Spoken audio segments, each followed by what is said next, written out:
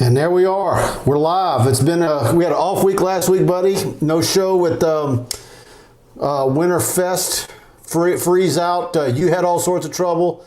I didn't have any trouble, but after a week off, we're back, and we got a lot of talk about tonight on this show brought to you by Pride Roofing, TigerBait Live. We're going to talk football, basketball, baseball. The basketball team looks like they might be losing some spots in seeding. Baseball team with a big win in Lafayette last night. As we just went live, softball just wrapped up a 4-0 win in Lafayette over the Raging Cajuns, and they'll play again this weekend in a tournament in Baton Rouge. So, and then we've got Les Miles that we can talk about. We can talk about recruiting. I just pulled this out for everybody. Eating grass, taking names, LSU football. We'll get into that. Yeah, it's been a spicy couple of weeks for me and a lot of LSU fans, but good to be back, man. I look forward to it, and got to tell you, it is interesting, all the things going on. Of course, Southern plays their first game tomorrow night. We've got dates on spring football, baseball, trying to start tweaking it before SEC schedule. And then, of course, basketball, once again, the yo-yo up and down with that team that brings a lot of emotion watching them this year. Yeah, I showed Buddy earlier. I'm not going to say who I had to email, but I was told who the person was that would make the decision now that we have the spring practice dates starting March 16th, which is Tuesday, right, if I remember? Yeah. That there's one person that's going to make the decision on whether the media gets access. So I shot an email to that person at LSU, and I said, pretty please give us access. Even just if we, for some reason, it seems to me like 2 of the last 3 years, spring football practice, the first day has been indoors. There's been rain and they had to go indoors immediately. Or maybe they chose to do indoors one. I can't remember. But if at a minimum, I hope they at least give us access to outdoors so we can get photos. Of course, we want to see all the new coaches interacting. And we don't want to be relegated to a pool feed of video that LSU sends to us from practice, which is nice. We appreciate it. But look, all this video that we're getting sent LSU, the Zoom interviews and all this stuff, it's making all of us in the media a lot of us were already fat. We're getting fatter. It's making us lazy. I mean, I can't tell you the last time I've driven out to LSU. We haven't had to. We're all done on our computers. So it's like, man, I hope we can get back to normal and get back in the swing of things. And I just want to get out there. We had we had 20 degrees last week, and today I'm pulling out the golf shirts, just like you. Yeah, well, I want to hit the golf ball here. And, of course, as Mike alluded to, March 16th will start. April the 17th for the spring game.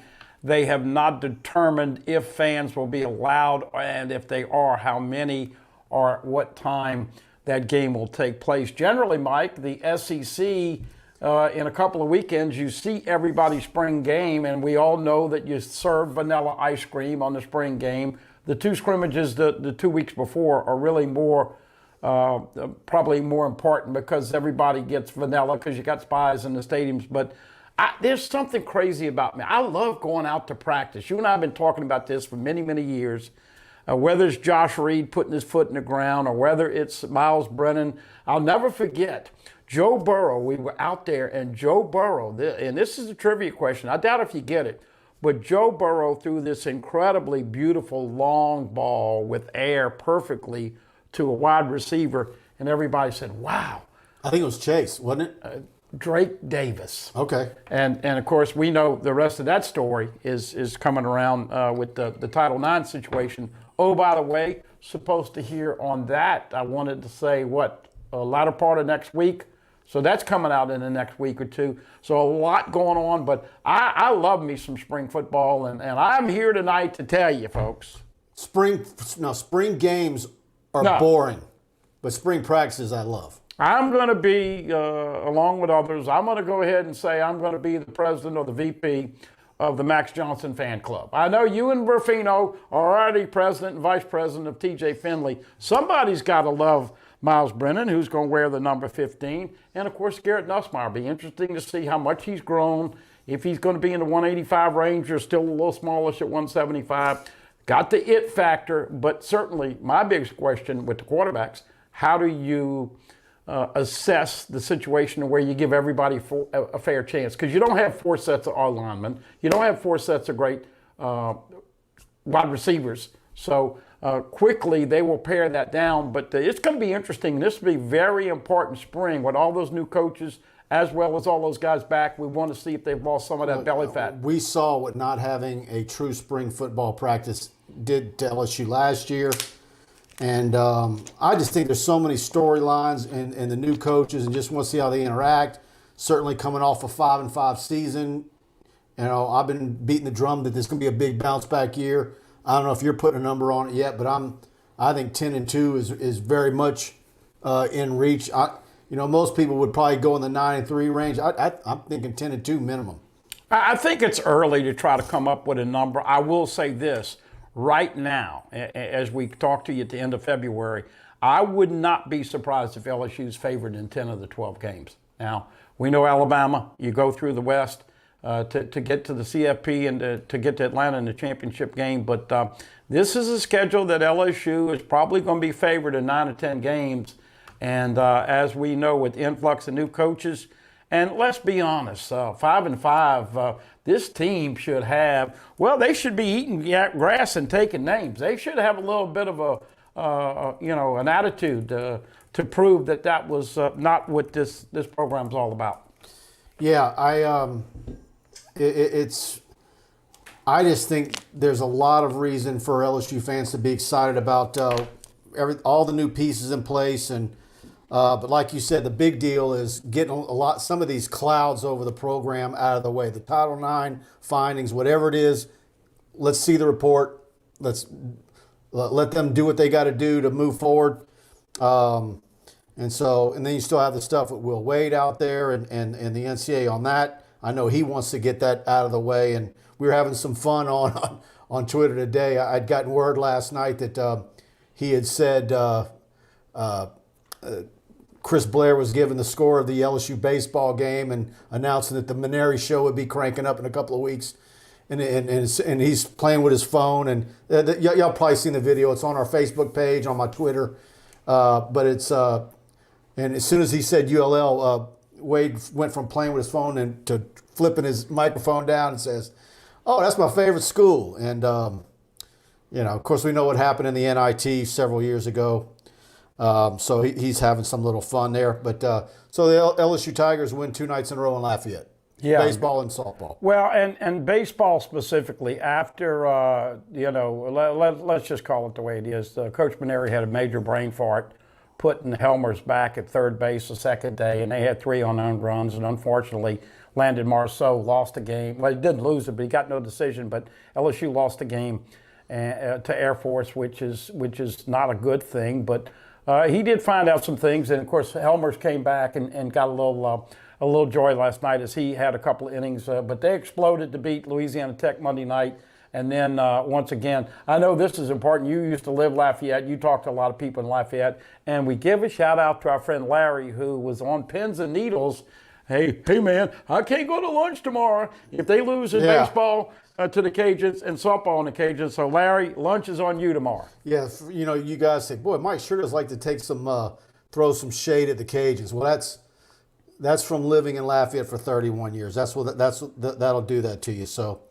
I got some spicy comments for Coach Wade later on, and I'm glad to see he's in a good mood and has a sense of humor. But I'm gonna be a little spicy tonight with Will Wade because I'll be honest with you, I'm a little disappointed in the discipline of this basketball team. I think this every shot's a good shot. The IQ on the shot selection and all those other things that we'll talk about have left a lot to be desired. Now they're still more than likely an 8 or a 9 seed. By the way, if you're a basketball fan, it was announced this afternoon that they will make up that game at Missouri, which was originally postponed because of COVID issues. And that's a away game, which does good for LSU's computer rankings. So if you're worried about whether they're going to be a 7, 8, 9, 10 seed, that could have some bearing on it. Sure. But they certainly got to play a lot better than they did in Georgia, and we can talk about that. Of course, this show brought to you by Pride Roofing.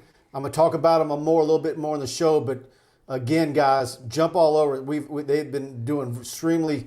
The numbers are coming through, and Call Pride Roofing for your free roofing inspection. If you do that, not only are you getting a free roof inspection, but just by calling them and them coming out and looking at your roof, they're going to give you 1 year of TigerBait for free. So I'm going to talk a little bit more about that in the show. I saw Bayou Bingle's question while you were talking a little earlier. He had asked, Mike, is Emory Jones still committing on March 10th? So you saw me typing. I sent Emory a message to ask him what the status was. And he goes, and so you're getting it right off the press in real time.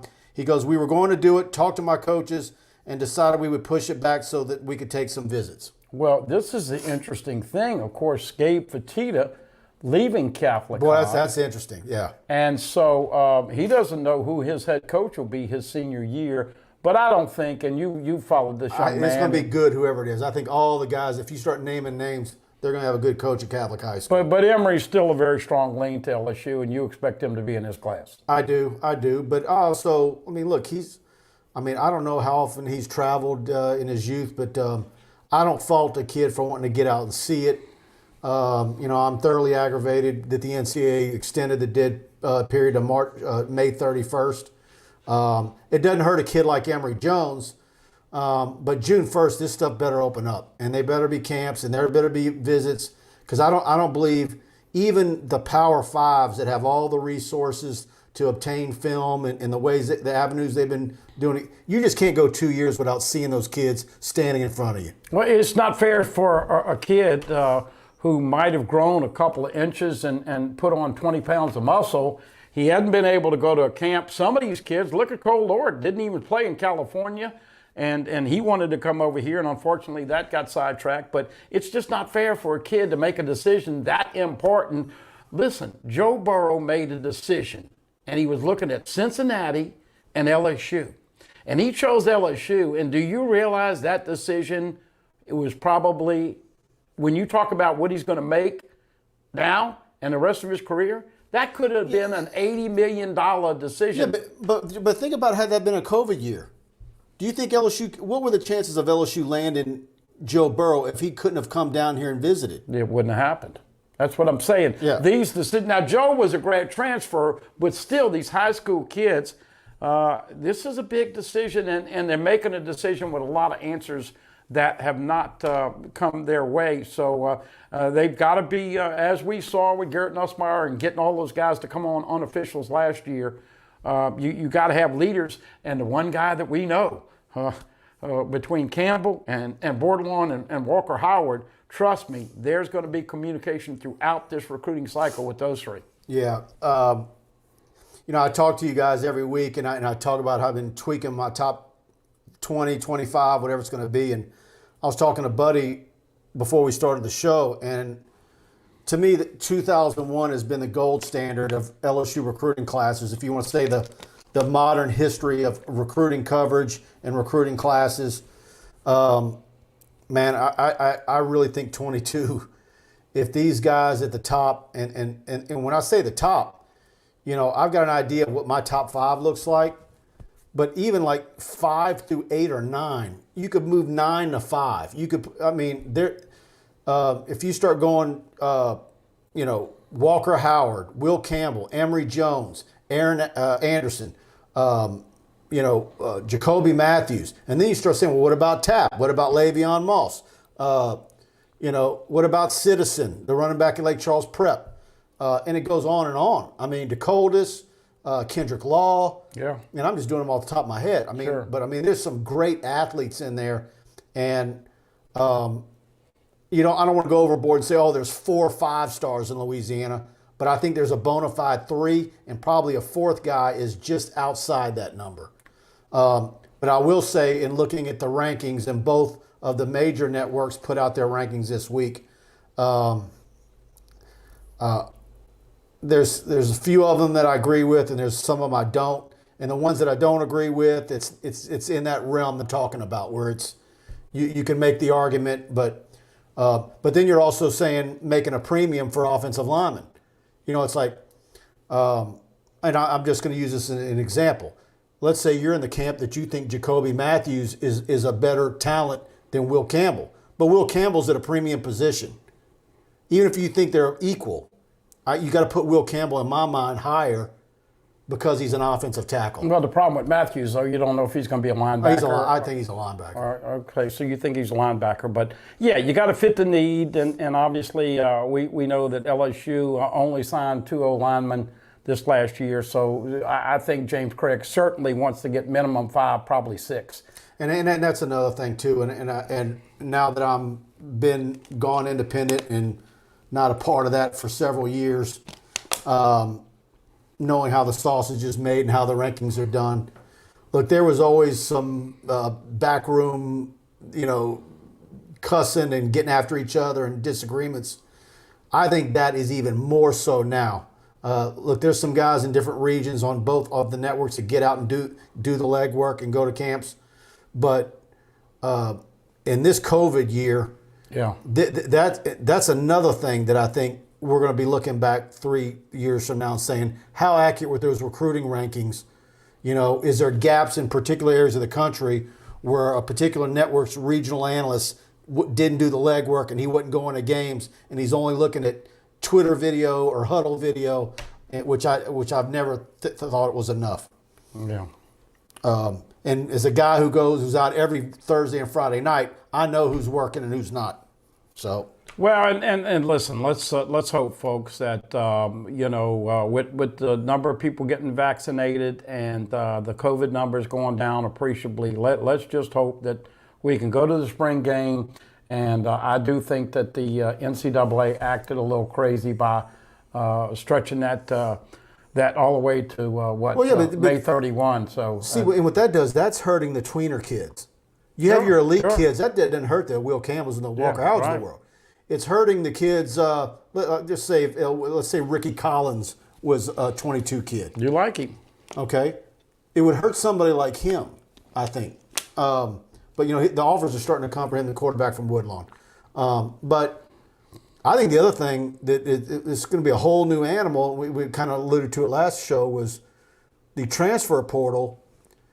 Is the college coaches are going to say, I'm not going to take a flyer on a kid that I've got to develop, and he's got to be in the program for a couple of years, and I know he's not going to be ready year 1, but maybe 2 or 3. No, they're going to go to the transfer portal.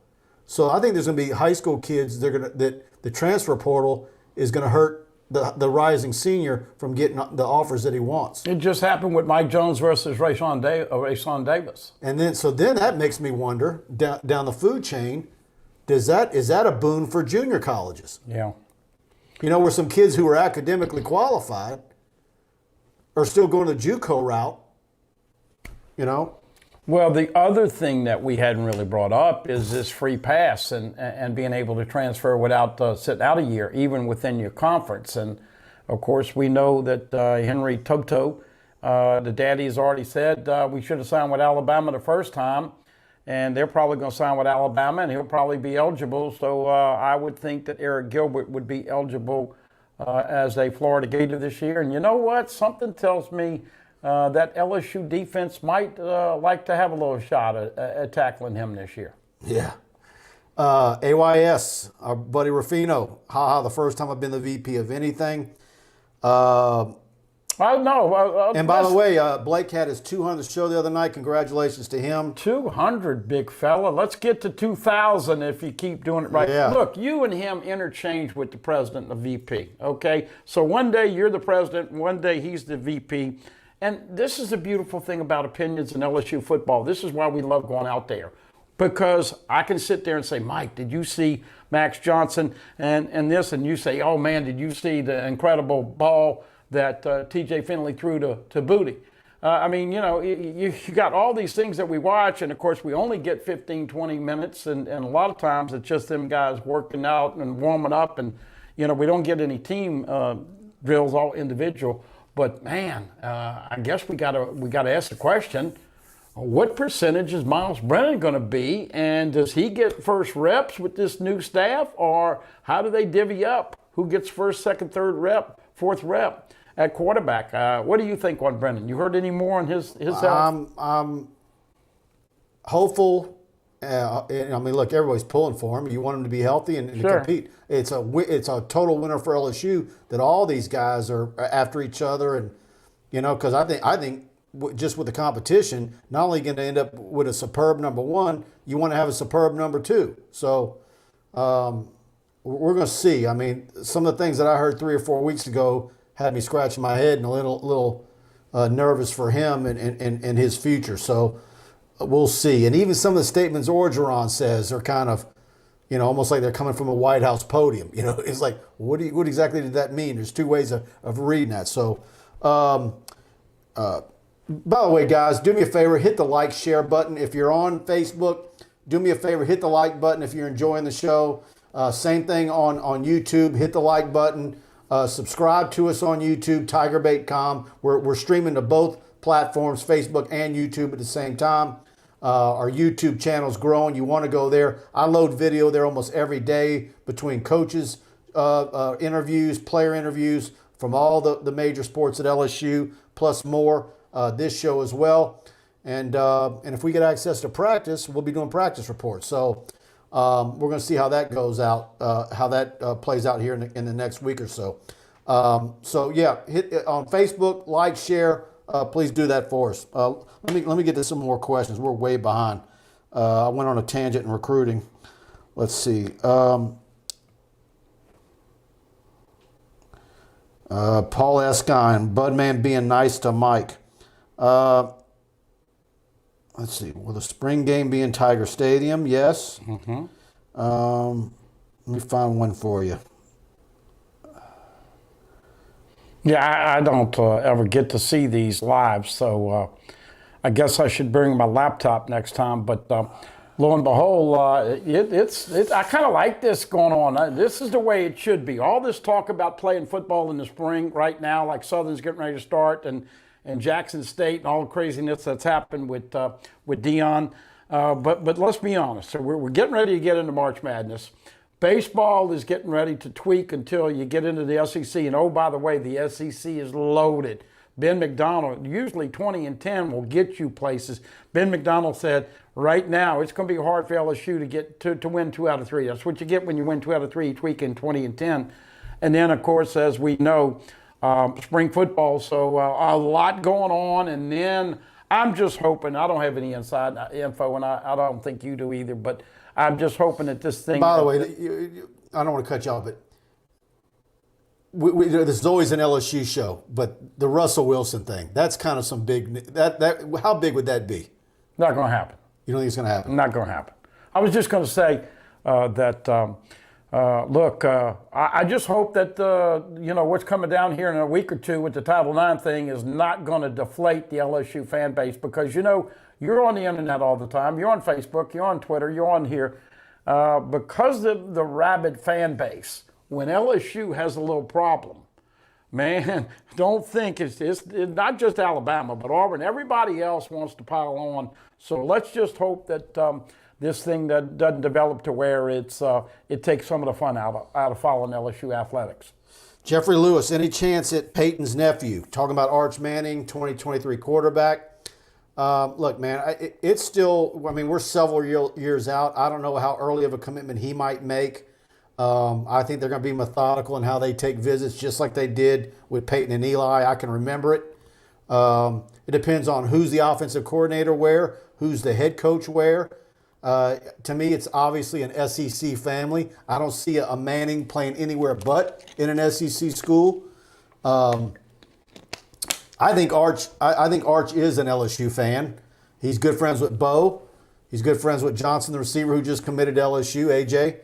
But we'll see. I don't think it's. I mean, it could be. What is the lay of the land at quarterback for LSU? What is LSU's record? What is the outlook? Where's Ed Orgeron? How's that looking? I mean, we're still several years out. But I think the overall biggest factor is Walker Howard. Well, I was just going to say, what does the quarterback room look like? I mean, folks, just off the top real quick, Miles Brennan is going to be a junior. Max Johnson is going to be a freshman. TJ Finley is going to be a freshman. And Garrett Nussmeier is going to be a freshman. Now, Walker Howard follows that. So that's a handful of quarterbacks. And so we're talking about how many more before Arch signs? 2 years? Yeah, and then we're wondering in the 22 class if it's a 1 quarterback class or a 2. they've been going back and forth for several months. Throughout the fall, it was looking like they were talking about the class of 22 would be a 2-quarterback class. I saw they got another preferred walk-on kid from Florida that announced he was coming in the other day. That Jake Peets is bringing in as a preferred walk-on. But I'm talking scholarships. I know when they were talking to Cole Lord, that all of a sudden made them think, when they thought that they were going to go ahead and take him as either a blue shirt or whatever, that would definitely make it that Walker's class 22, this class, would be a 1-quarterback class. So contingent on who transfers. Yeah, I mean, we don't know what happens in August. Yeah. You might have a McMillan Narcy situation in 24 hours. You can't predict that. Yeah. You just can't. So, Jake Nola. Didn't Walker Howard just earn his 5th star? Well, actually, Jake, Walker Howard has been a 5-star on TigerBait.com for months. Everybody else is late to the party. By the way, let me give you props for that, because I'll never forget, Mike called me up and he said, Buddy, you got to see Walker Howard. In fact, he asked me. I've never gone to a 9th grade game before. What's that? I've never been to a 9th grade game to scout and film a kid. Well, you've been following him, but just here in the last year, you said, come watch on Friday night. And, of course, I never was able to make it. But you've been a fan of him. And I don't want to say fan, but you followed him. Obviously, we all know Jamie. We know Walker. But, man, oh, man, it just seemed like he's doing all the right things, saying all the right things. You love seeing his body get bigger and stronger and better. You love to see his poise. You love to see with him and Besh and the relationship they had last year. I'm excited because, and I don't know if Jamie's ever said this, but I think this kid can be better than his daddy, Jamie. Don't you? I think the world of Jamie. I've gotten to know him over the last several years pretty good. I never met the mom, but based on how them kids were raised and the Fat family, she's as special of a woman as I've been told. But there's no denying Walker Howard's impact on this recruiting class and what he's doing behind the scenes with Will Campbell and all the rest of them recruiting kids. I'm told they've got a little tweet DM thing or whatever. If it's Instagram, playing each other on PS5 games via Wi-Fi and everything else, without trying to sound like a boomer. Those guys behind the scenes are really doing a job. So he is absolutely what we call a Pied Piper recruit. They're going to follow him. And it don't take long if you've been around Walker to know that he's that kind of kid. Yeah. The kids just gravitate towards him. Mm-hmm. I mean, he meets Will Campbell after a game, and next thing you know, they're best friends, and Will's coming down there and spending weeks in Lafayette. He has that effect on a lot of the recruits. So I think that's going to continue. So, and the reason why, when I first saw Walker Howard, and I've told the story a million times, but 9th grade at Turlings, I saw his 8th grade film, and I said, "Holy smokes!" And I immediately went and found out when I could see him. And this was a Monday. That Tuesday, I'm at Turlings because they're playing a 9th grade game and a JV game. He plays the 9th grade game, takes off a jersey, puts on a different number, and plays a JV game. He plays 2 football games back to back. And when I saw him, it was more obvious to me at that type of position, as far as kids in the Lafayette area that I'd ever seen, that he was the most obvious high superstar prospect that I've seen since Kevin Faulk. And that's high praise now. And I thought that, and then Tony Corville was saying the same thing. Just won a state championship at Karen Crow, was there at Mac Barus when Kevin was there. And Kevin Faulk, if there was no Rivals.com or 247 or any of those guys doing rankings back in the day, but he would have absolutely have been. I mean, he was Gatorade Player of the Year, Parade All-American, everything that was out at the time, Max Empfinger. So yeah. By the way, Walker will certainly have the benefit of probably better play calling and coaching than what Jamie had. Yeah. And I won't point any fingers, but many of us still remember that afternoon at Auburn. Everybody knows who the coach was calling those plays. I know you wanted to discuss this Les Miles thing. Well, look, I think there are a lot of questions about what did people in the media know and why was it not exposed? Because we couldn't nail it down. Well, we had bits and pieces. Absolutely. But listen, I'll just say this about the situation. Les was a player in every sense of the word. Yeah. I think Kansas, this is an opportunity for Kansas after going winless.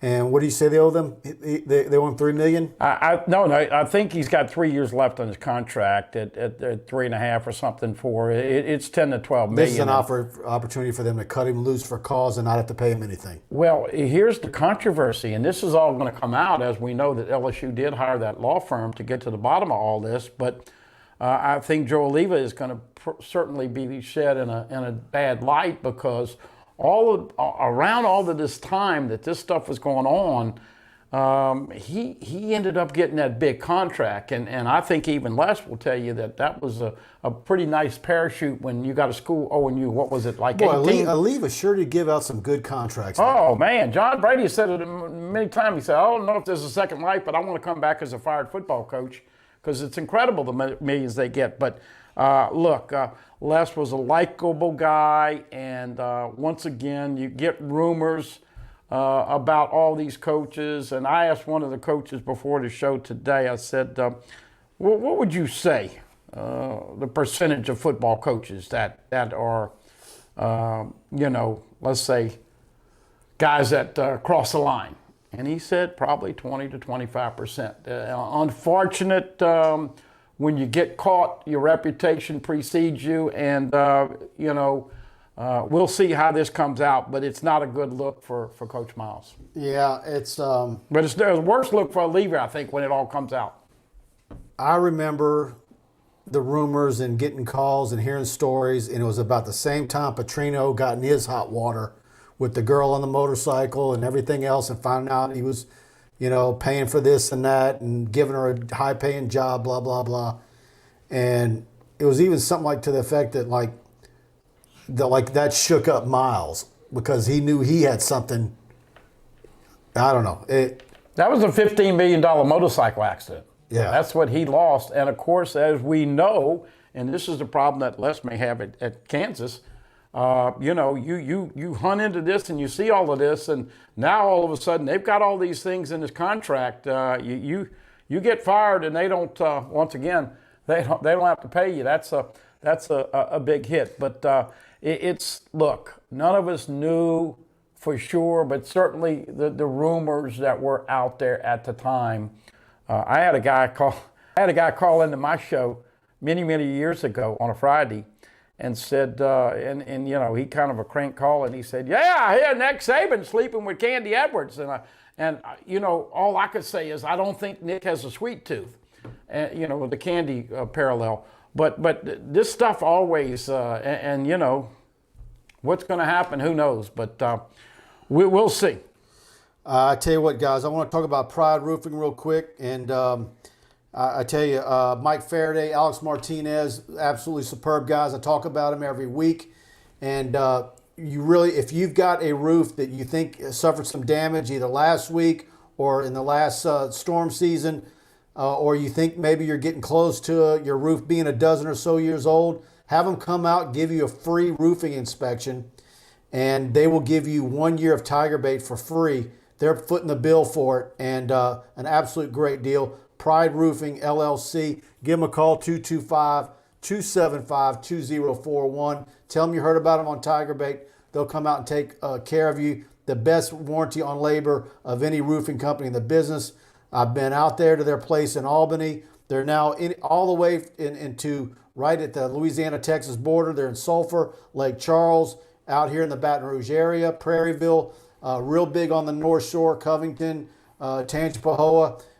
They're in Gulfport, Biloxi, and now they're even going out to Mobile with new locations there. So Pride Roofing, growing by leaps and bounds. LSU grad Mike Faraday at the helm. I grew up with him, vouched for him, superb family, and I can't say enough about Pride Roofing. And the good thing about them is that they've got the materials, and a lot of their materials they make in-house. They're not using builder grade, flashing. I've seen the machine that they make their flashing off of.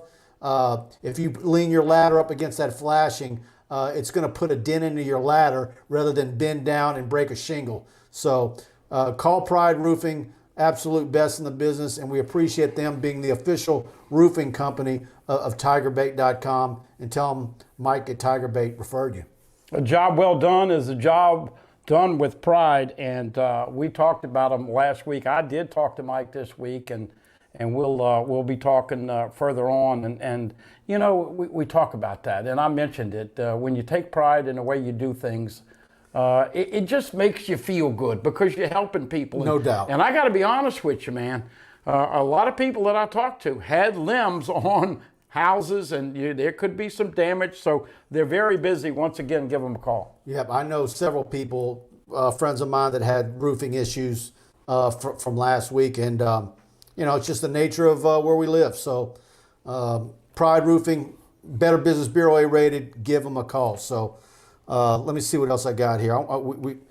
We had a lot of comments, but let's see if we got any questions here.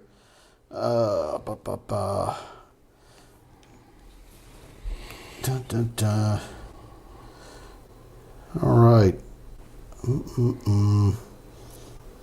I know you wanted to talk on some baseball. You were fired up. I'm waiting for you to give me your rant on your way. No, the one thing that I am going to say is that, Mike, I'm going to give you a blockbuster statement here tonight, and I think that Dylan Cruz is the next superstar with LSU baseball, and I'm going to go ahead and project it right now. He will have better career stats in 3 years, better than Alex Bregman. Now, Alex Bregman hit 21 home runs in 3 years as a Tiger, hit 337 as a career hitter, and we all know that he played 66 games, or whatever, how many games, I forgot how many he played, but he started every game. And lo and behold, this Dylan Cruz, not only does he launch the ball with a high exit speed, but he's got great patience. The biggest problem LSU's had at the plate is that there's been no discipline. And they get up there and they swing at a bad pitch, or they swing at the first pitch, and Todd Walker and all that great hitters will tell you, you ought to make this guy throw a couple pitches or maybe a handful to see what he's got. Dylan Cruz has struck out twice right now so far this season, hitting .444. He's got 2 dingers. I predicted he'd hit 5 to right center. He's already got 1 to right center. He's going to blow away Bregman's stats, in my opinion. Next great superstar, got a lot of freshman arms. I've been hearing the Alex Bregman comparisons. And so I think he's going to be better than Alex Bregman as far as a hitter. Now, Bregman played shortstop, and Cruz is in right field right now. Oh, by the way, one other kid to watch out, Brody Drost. I made a mention about him. He looks good. He hit a 2-run dinger late last night, and now they're looking to get him in the outfield. So they're hitting about 290 right now as a team. I don't know if that'll stick because they hit 252 last year. Timely hitting, pitching, and the one thing that does get me fired up, I know a lot of LSU fans are probably in agreement with, I almost wish that Coach Mainieri would lean on Alan Dunn a little bit more on who to take out and when to take out. Look, his no disrespect, and everybody in the media loves Coach Mainieri because he's a class guy and he treats everybody in the media with respect in the right way. But darn, I wouldn't go to the casino if we had baseball pictures. Until you're critical. Well, I mean, listen. He does not have... There is no doubt in my mind that the backlash in the social media, people furious about that loss Sunday, kind of got to him. Because, well, he should have been. Yeah, because he came back the day before, 2 days later, and he brought it back up himself. And I hear he's known to check out social media and I just wish... There's the public face where he's Mr. Congeniality. He people getting after him, I don't think he likes too much. 2 things that I wish would get looked at very closely. Nolan Cain at third base. And listen, it's very hard to know when to roll them around and send them and when to hold up. I don't think they do a great job of that with third base, but I think it's going to be very crucial with all these SEC series of going in. He's got a lot of arms. He's got a lot of freshman arms, and that's why he's trying to find out who he can depend on. But the talent to know when to take a guy in or when to leave him in or take him out or bring this guy in or what, it just doesn't seem like it lines up a lot of times. Well, it's always easier to talk about after the fact. But it's also, too, and it's way early to jump to conclusions. I mean, people were, also there are some concerns there. But I think a lot of people get aggravated with the non-conference decisions, some of the non-conference games that were in their grasp that get away, and then that hurts you in your ability to end up getting a super regional. The midweek games and what that does to you. Yeah.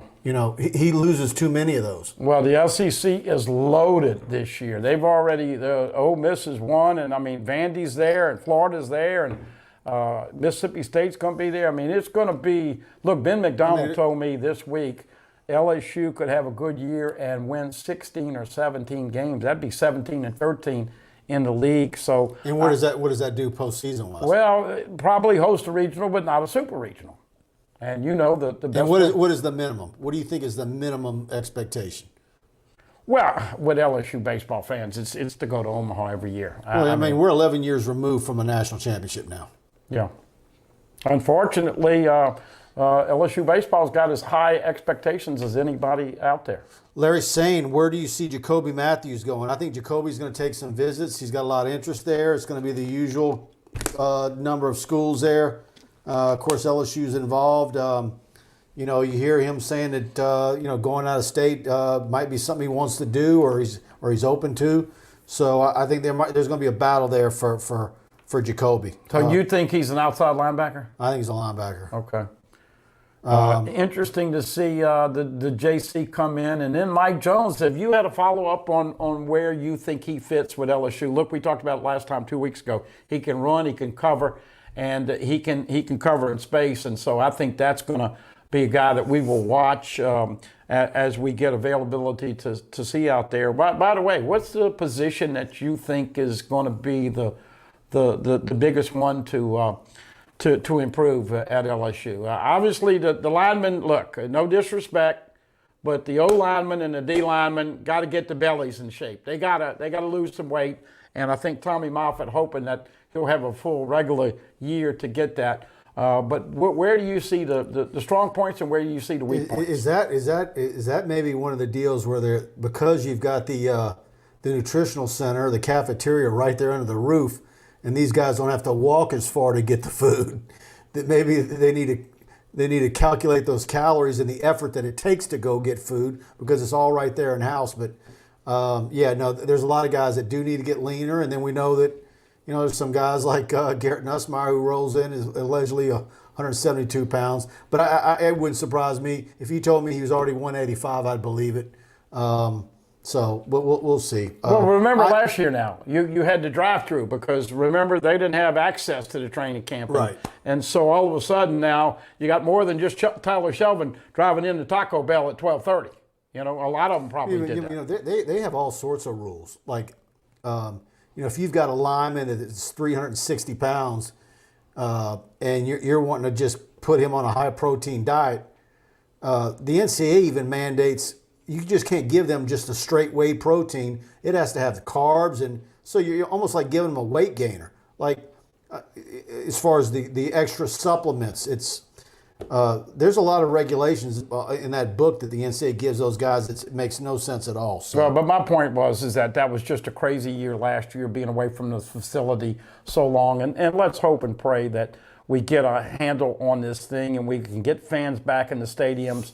And what do you think? You think it's possible by September it could be 100% attendance? No? 75, 80, 50? 50 to 75. Man, I tell you what. And then you still have the controversy with the mask. So, I still have... Fauci was on TV last week saying we'll be still wearing masks in 2022. That's the F word in me now. When you mention him, that's an F-bomb to me. Yeah. Of course, he probably said something different the next day. Thank you. You can run a montage of him saying one thing and the next thing's different. Yeah. And then when you point that out, you're anti-science, according to the woke folks. Let's see. Yeah, put the lineman in the pool, says Mark Chambers. Build endurance in the wind and swim. Go ahead, Mark. I had a Give a shout out to Mark. He transformed his body. He lost a lot of weight, and I'm real proud of him. Look, it's not about talking about it. It's about doing it. And of course, I give up sugar every Lent, and sugar's bad for you anyway. Blake wants to know, Mike, how much are you benching? At my age, it's not how much you can bench; it's how much you look like you can bench. Oh, how about that, Blake? That wasn't an avoiding a question. Yeah. I didn't know you guys were both the president and vice president of TJ Finley Fan Club and the Bench Press Club. Yeah. Let's see what else here.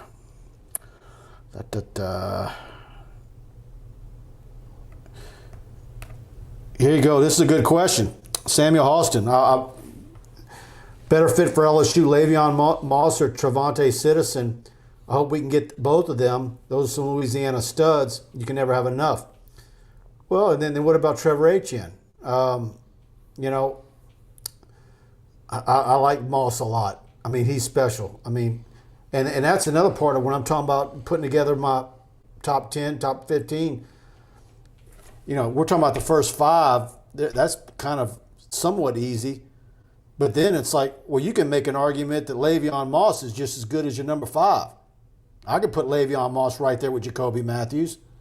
But we're not grading, it's like the NFL. Running backs aren't that high, that position where you can get away with getting a 3rd-round running back and he'd be a great running back in the NFL. They just don't have the need for him, or what's the word? The stock of running backs. Well, but here's the other thing, though, Mike. I mean, you used to see how many running backs taken in the first round for years, and now how many do you see? Yeah. Well, Clyde was the first one at the last pick. But here's the thing that's going to be interesting to watch this year, and I watched a lot of college football once the postseason got into, and obviously the CFP semis and all the way through. LSU did not have a special explosive back that was there every Saturday delivering it. Now, John Emery played against Alabama the way we thought he was going to play every game in his career. But really, he's been kind of a disappointment, if you really want to be honest. Tyrion Davis-Price is a bull in the china closet and will run over you and around you. But once again, he wasn't that consistent. We know Chris Curry was a guy that they gave 18 to and never scored a touchdown at LSU. No disrespect to Chris, but you can't be a running back at LSU and not score touchdowns. And then, of course, Trey Bradford is a speedster who they tried to throw the football to. But now you got 2 more coming in. My question to you, Mike, how many running backs are you going to have on that football team? And so, once again, I think how many they take contingent on who stays, who rises to the top. Because once you get 3rd out of 5, you're probably looking to go somewhere where you can play. Yeah. Let's see. We're getting a lot of guys. Les Miles, baseball parody.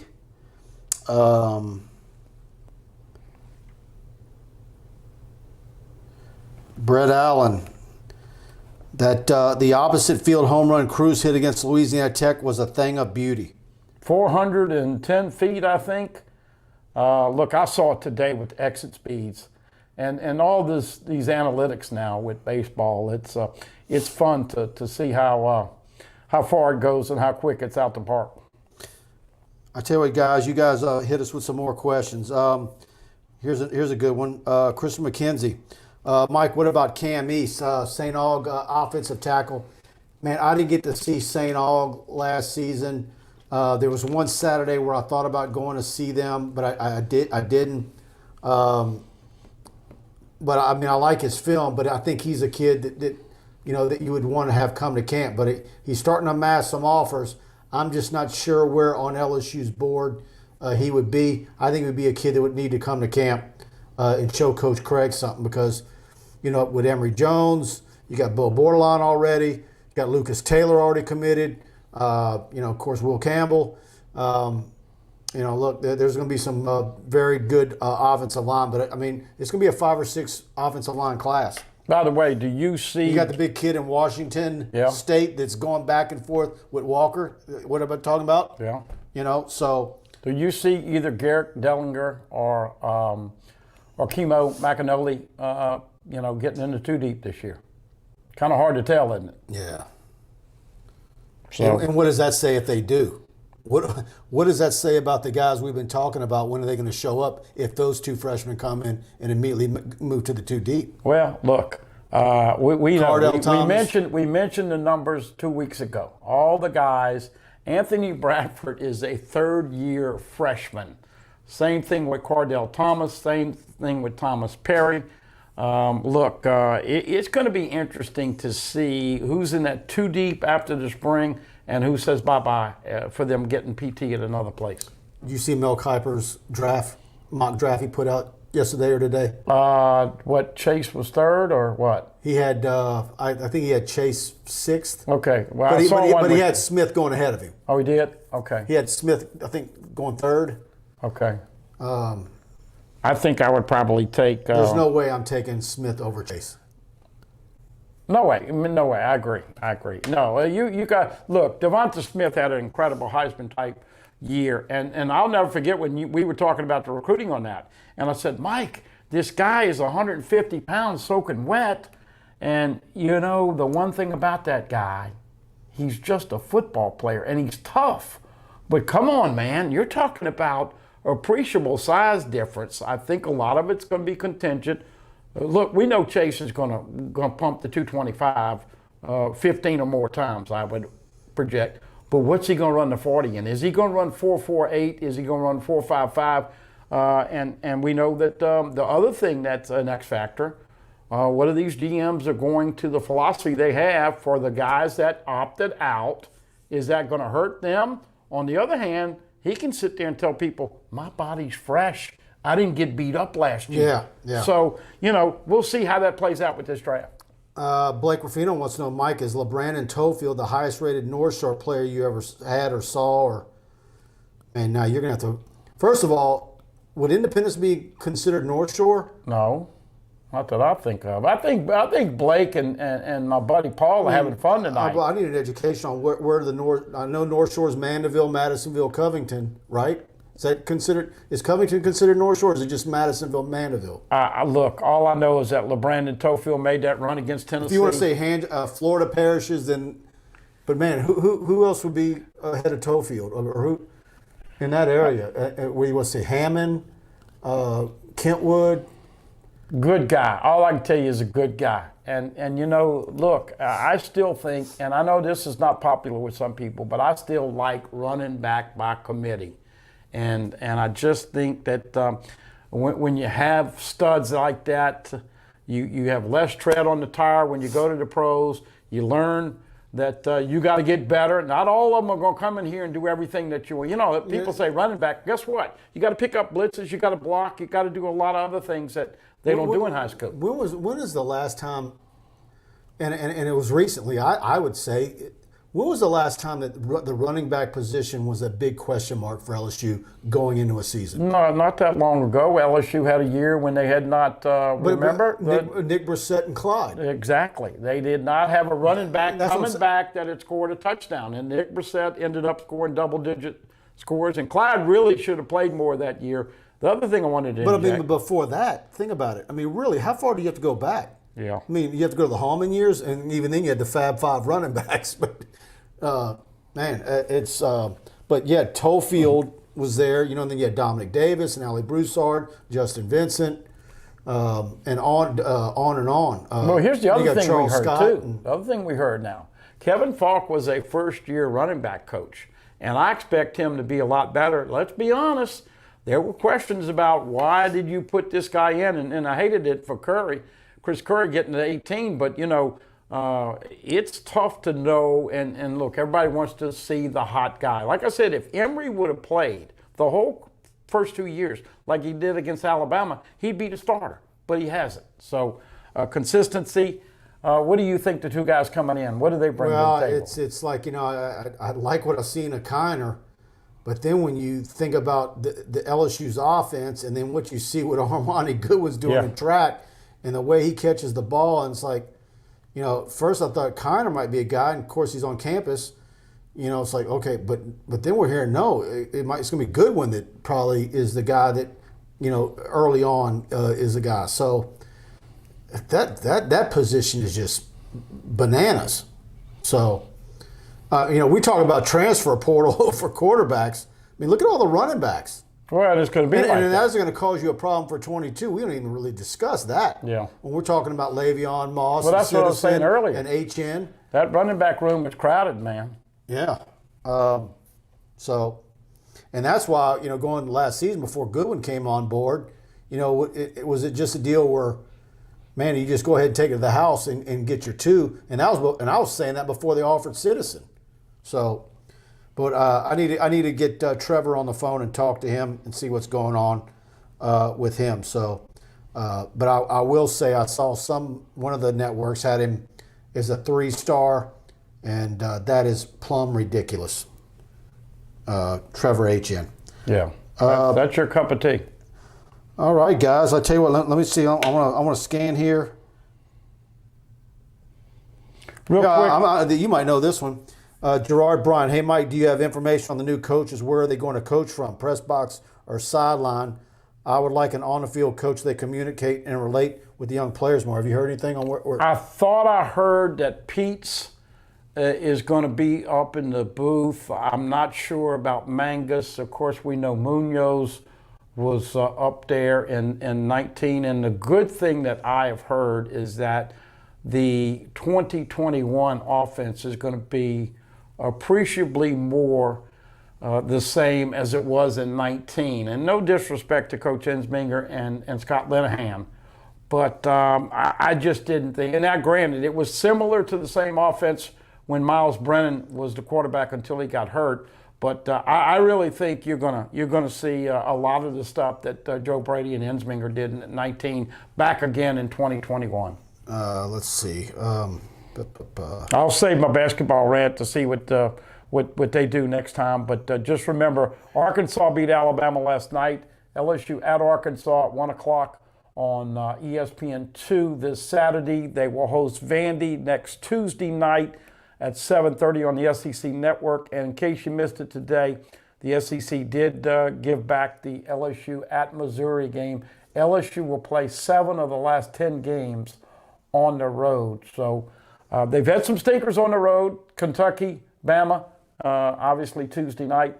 But I just wish they would play a little bit more team basketball. It just seems like they jack it up far too often and don't pass it around. Is Durante Jones going to be in the booth, or is he going to be a sideline guy? Don't know about he that. Seems like a sideline guy to me. We'll see, and a lot of rah-rah. I think that you can't not predict that the defense is going to be better, but I do think that now that Eli Blake says Tangi is considered North Shore, so I'm learning something. Okay, Blake. Well, that's I always thought it was North Shore than what they call the Florida parishes. Yeah. So, but I guess, all right. All right, guys, I tell you what, we went a full 58 minutes. And, guys, do me a favor.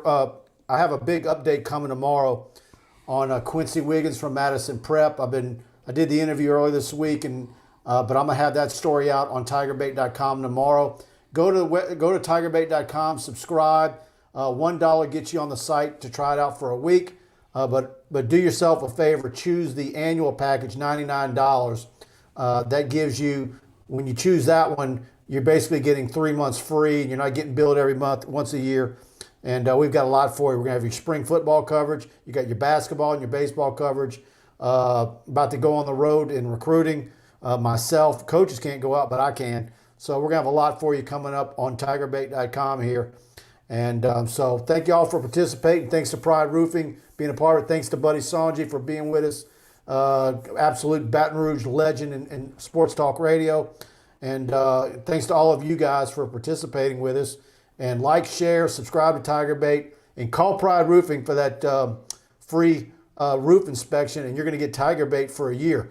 You know, you can get it from me, or you can get a free roof inspection. They're going to foot the bill for it. So take advantage of that, and tell them you heard about it on TigerBait.com. And we'll be back next week. And thanks for being with us.